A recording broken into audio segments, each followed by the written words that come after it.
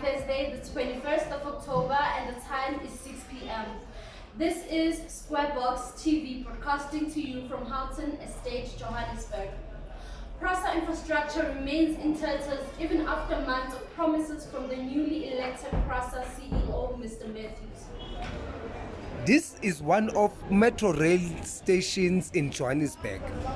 One is welcomed by the smell of urine from outside. This station has been like this for more than a year now. It has become a place where people come and dump trash. This is just the tip of the iceberg of what is happening in the most of these stations in Gauteng. Siyanda Mkunu, Squarebox TV, Johannesburg. The PRASA CEO came under fire at his appointment due to his age, with some citing the age policy of PRASA was against the appointment. Mr. Zolani Matthews, after his appointment as PRASA CEO, made promises to immediately come up with a turnaround strategy that would improve the state of struggling SEO. Up until now, metro rail stations remain vandalized, with clear trenches of where the copper cables used to be, and some have turned into dump sites. Reporting on the story is our own Siyanda.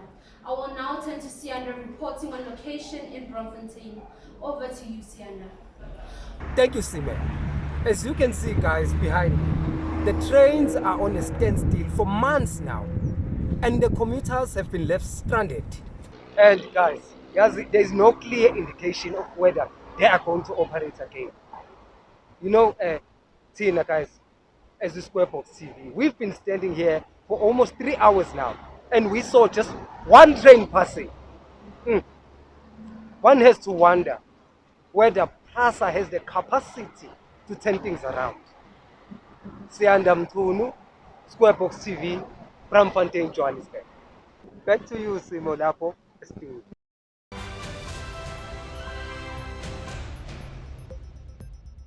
The African National Congress in KwaZulu-Natal has criticized the Democratic Alliance after the opposition party placed posters in Phoenix that read, "The ANC called you racist, and the DA calls you heroes."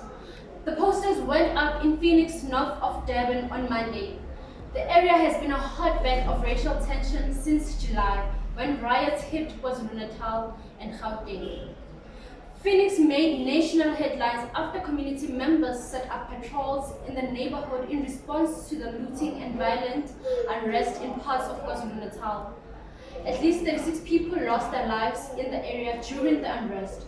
More than 30 people have since been arrested in Phoenix.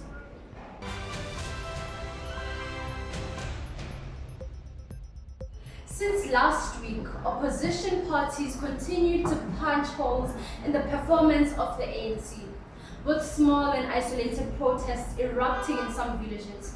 On Tuesday this week, Limpopo Premier Stan Mathabatha officially opened a 5-kilometer tar road in Gamasemula in the Sekhukhune district, saying, "Some people refuse to see the massive developments happening around us. I'm saying this because there are those who conveniently lose their sight and can no longer see, simply because it's election season," Mathabatha said. He said people who woke up in RDP houses and others benefiting from the state endeavors have tended to believe the government has done nothing for them. Some people unscrumptious politicians would be driving on the roads built by this government to come and tell you that the government is doing nothing for you, he said. And that's all for today's news. Can we meet same time, same place, 6 p.m. Hi, Deborah.